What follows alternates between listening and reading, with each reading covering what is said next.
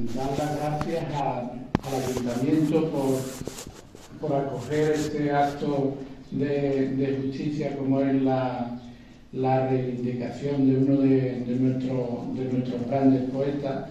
Cuando digo de nuestros grandes poetas no me estoy refiriendo al término municipal de Arco, me estoy refiriendo al amplio territorio de nuestra lengua, que como sabéis está aquí, pero está en el otro lado del agua. Y quiero dar las gracias a José Luis Esparcia, un hombre que debía de tener el apodo del amigo, o su nombre tenía que estar, porque siempre lo estará ya, al menos en mi recuerdo, unido a la amistad. Es un hombre que no hay más que verlo hablar de Antonio Hernández para saber que le guarda un cariño inmenso y una devoción, diría yo.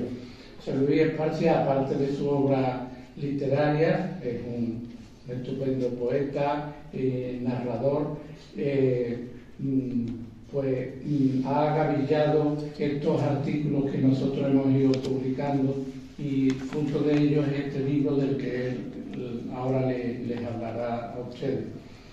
Y agradecimiento a mi gran amigo José Antonio Benítez, que cada semana me permite asomarme a los bares, a las mesas de los domicilios, a los consultorios médicos, porque allí, a todos sitios donde llega su periódico, pues yo tengo mi pequeño recuadro donde se me puede leer y donde me puedo asomar eso, a la vida diaria de nuestro pueblo. Y aparte de eso, yo quiero darle las gracias porque su periódico, que es un órgano de expresión, digamos, pasajero, como todo periódico, pero ha sabido, gracias a su voluntad, ha sabido incrustar esos trozos de eternidad que son cada poema, ha sabido incrustarlo en su periódico, y tenemos un periódico que lo mismo da noticias de un pleno municipal, da noticias de una inauguración, que de los últimos versos de un poeta local, o como en este caso de artículos que han ido apareciendo poco a poco, en el caso de Antonio en la primavera y bien entrado el verano del año 23, que han ido apareciendo poco a poco y que hoy, gracias, como digo, a la labor de José Luis Esparcia, pues se han transformado en este hermoso libro donde podemos hacer un recorrido por la vida y la obra de Antonio, visto por escritores de primera fila, ¿no? No voy a hablar de los escritores porque me olvidaría de algunos y me daría mucha pena. Los hay escritores de todo el ámbito nacional, por supuesto, también locales, pero me voy a fijar en dos porque da la casualidad que este libro, esta recopilación de artículos se abrió con un Alfonso y se cerró con otro. Se abrió con Alfonso Guerra, que fue vicepresidente del gobierno de nuestra nación, y se cerró con otro Alfonso, aunque se llama Ildefonso según su carnet de identidad, que es Ildefonso Fernández Azurmendi, el Silla.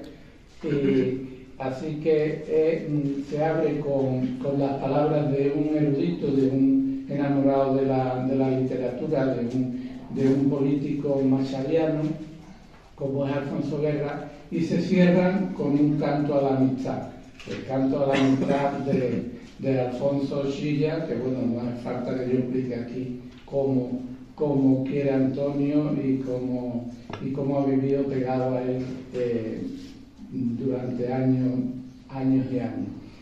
Y nada más, entre medio, porque no podía faltar, entre medio de esos dos Alfonsos, pues está el presidente de la Peña Bética, porque de Antonio Hernández tiene una vinculación emocional con el Betis que no podemos dejar pasar, y también aparece aquí precisamente una firma de Manuel Sánchez Ortiz del Andaluce que nos honra también con su presencia aquí. Nada más, gracias a todos, y a la familia de Antonio ya sabe dónde nos tiene siempre a su entera disposición. Muchas gracias.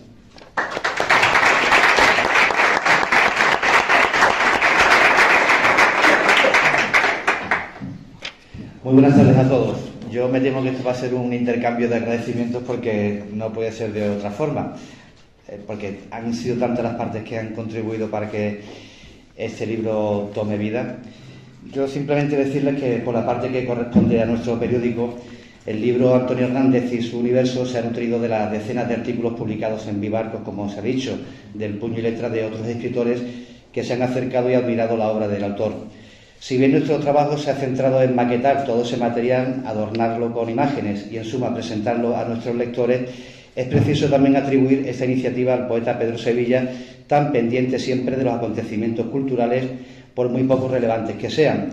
En segundo lugar, a José Luis Esparcia y Antonio Freixas por haber hecho de este puñado de artículos un libro absolutamente maravilloso que conviene leer para conocer quién fue realmente Antonio Hernández y su trascendencia artística.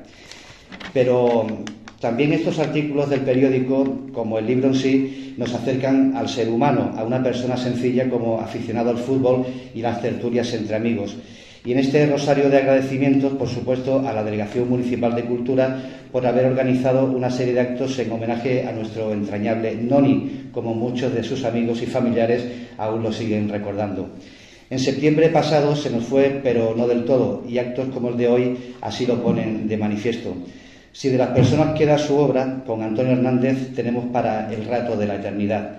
Felicito hoy, por tanto, el libro presentado, que la familia esté aquí presente, Mariluz, Miguel, también su hija, y que dispongamos de una nueva obra para acercarnos a una persona tan entrañable como imprescindible a la hora de hablar de la literatura de nuestro país y de las siempre inmortales letras de Arcos de la Frontera.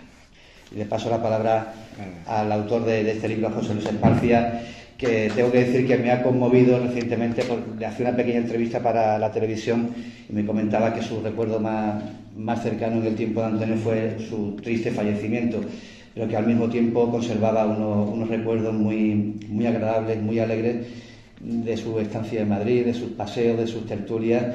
Se nos fue un amigo, se nos fue un gran escritor y se nos fue un referente que siempre llevaremos en el corazón, José Luis.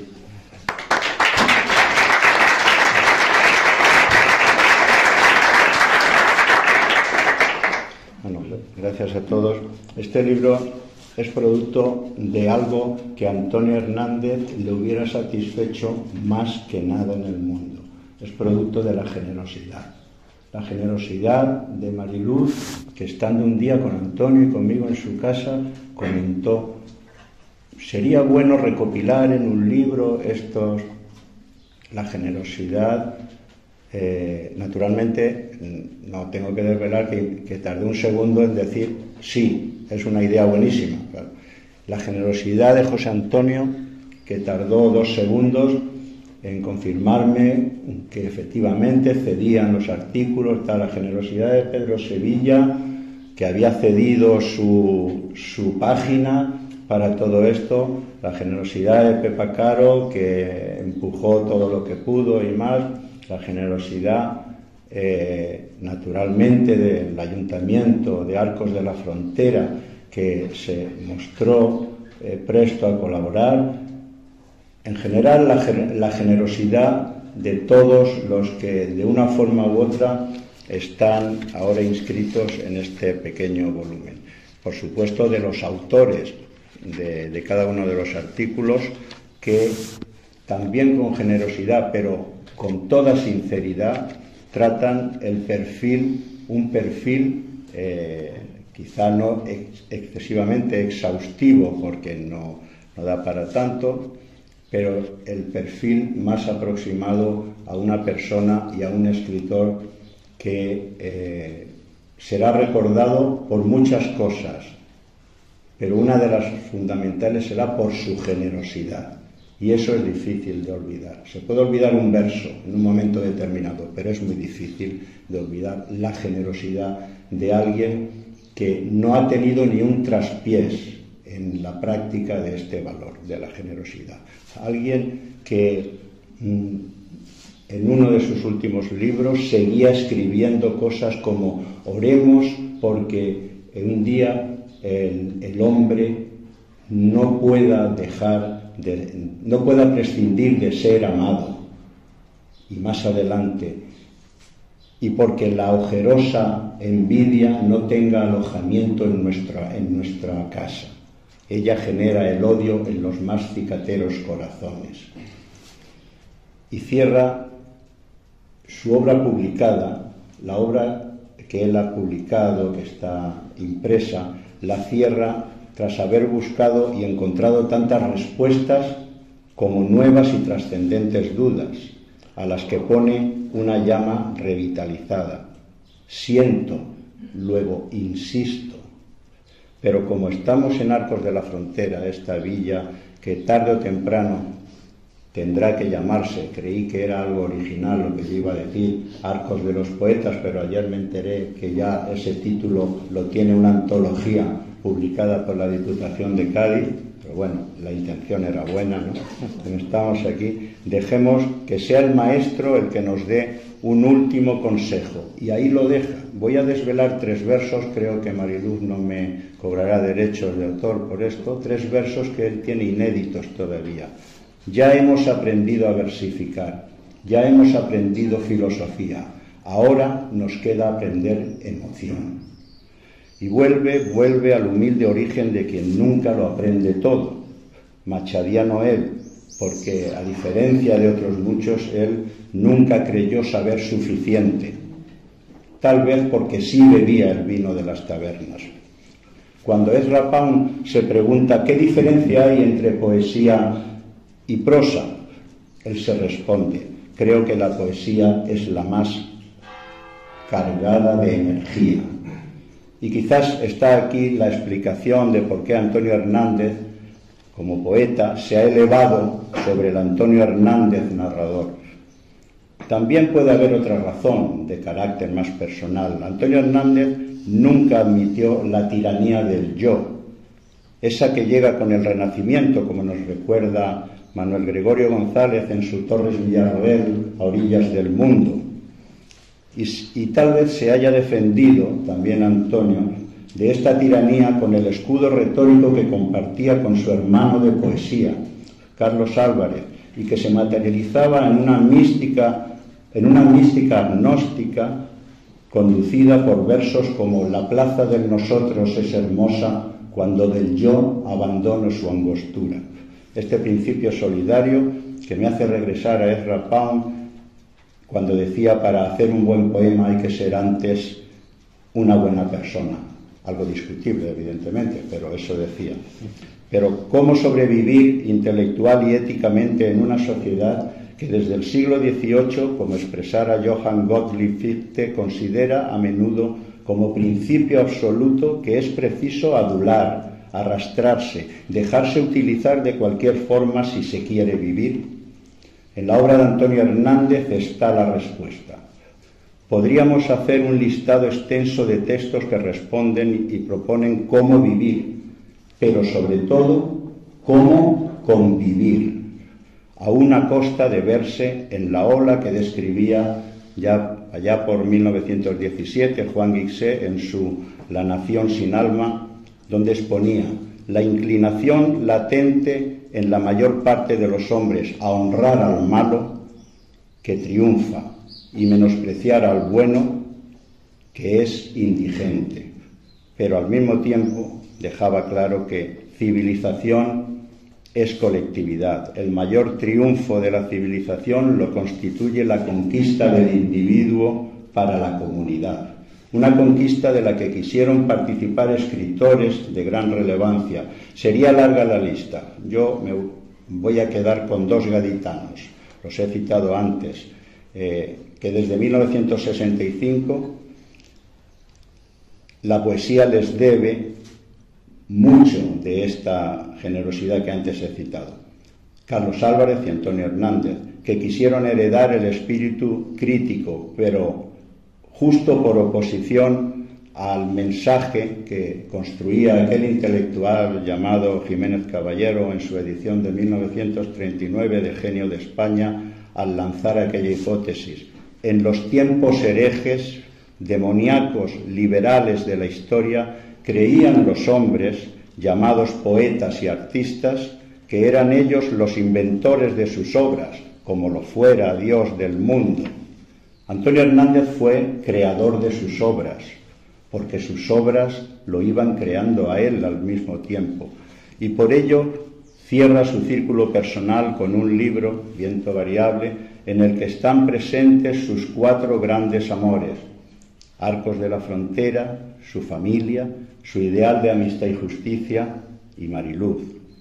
El perfil que se desprende de este libro, el perfil de Antonio Hernández que se desprende de este libro, de los amigos, de los críticos que sobre él han escrito, es el perfil propio del conocimiento y la emoción, como él hubiera dicho.